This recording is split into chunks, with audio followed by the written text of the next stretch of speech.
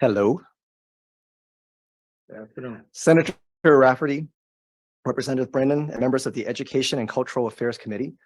My name is Alvin Louie, and I'm from an organization called Courage is a Habit. We focus on issues pertaining to public schools. I'm here speaking in opposition of LD 394. Chapter 117 allows school counselors and social workers to redefine the concept of safe and abuse. If a parent refuses to succumb to pronouns or transgender ideology, then they're considered unsafe and abusive. We have a social worker in Herman and your 2019 School Counselor of the Year in Halldale on video talking about keeping transgender secrets from parents, no matter what. Supporters of Chapter 117 will tell you two reasons why they should keep transgender secrets from parents. One is parents are unsafe and abusive, and two, kids will kill themselves. That's it. Those are the two reasons, and that is their entire agenda, emotionally blackmailing parents. So let me present some facts for you guys that will hopefully help with your very difficult job ahead. Nearly 40% of children who get wrapped up in the transgender cult have autism. All of them have some underlying vulnerabilities that are being manipulated and taken advantage of and exploited.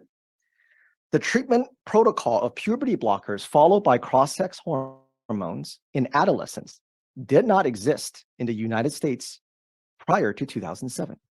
The wall-to-wall celebration that you see in schools today did not exist. Where were these massive amounts of suicides back then? Historically, just 0.003% of girls had gender dysphoria. That's 1 in 30,000. In 2022, it was 1 in 160 girls. That is what a social contagion looks like. Transgender drugs can cause a 6% increase in heart attacks, a 7% increase in strokes, and 5 times increase, a 6-time increase in heart attacks, 7-time increase in strokes, and a 5-time increase in artery being blocked in their lungs.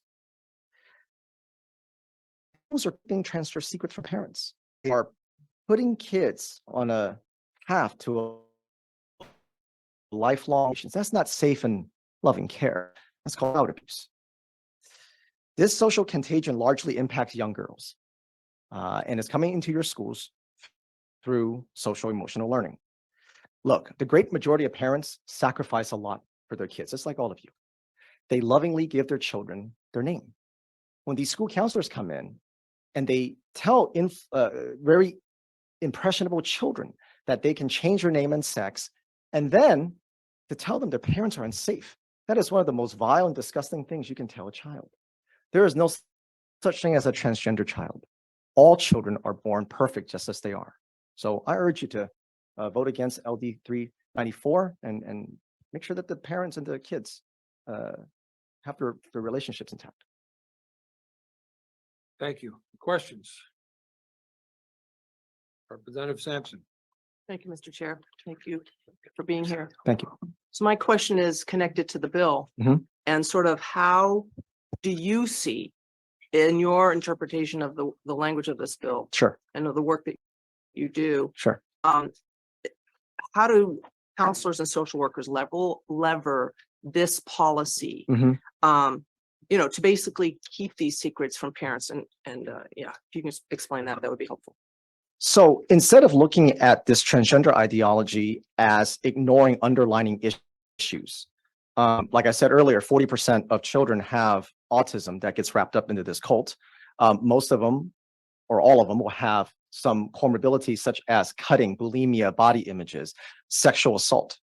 So this bill will allow school counselors and social workers to take an affirmative trained.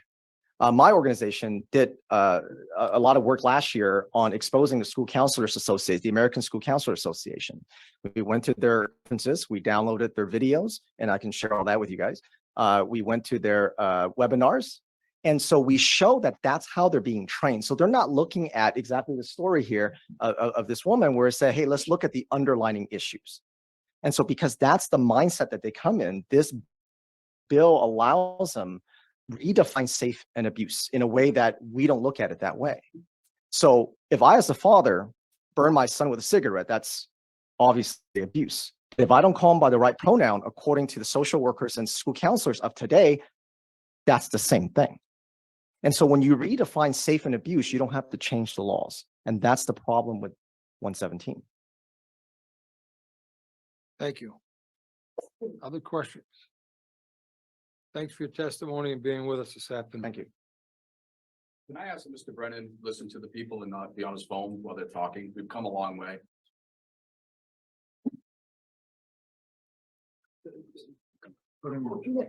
Mr. Anqueter, I have a question for him.